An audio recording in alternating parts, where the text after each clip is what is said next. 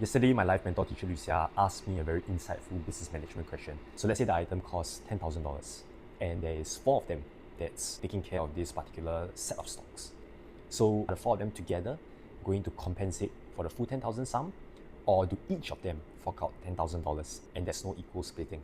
And I answered that I guess the 4 of them are going to combine and fork out the $10,000 in total. And that's where teacher Lu Xia said that no, that is not the best way of doing it. The best way is actually to have each one of them forking out the full 10,000 sum for the item. Here's why. She said that if each of them only fork out, let's say, 1/4 of the $10,000 sum, because there's 4 of them managing, right?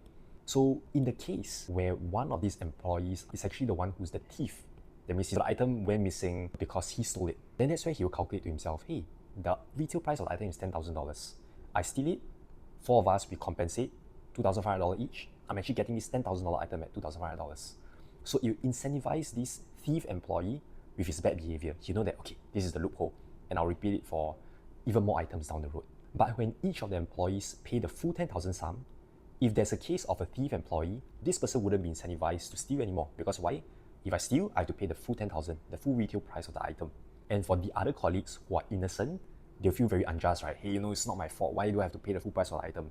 Then that's where the leader can come in and say that, okay, you don't have to pay the full price of the item.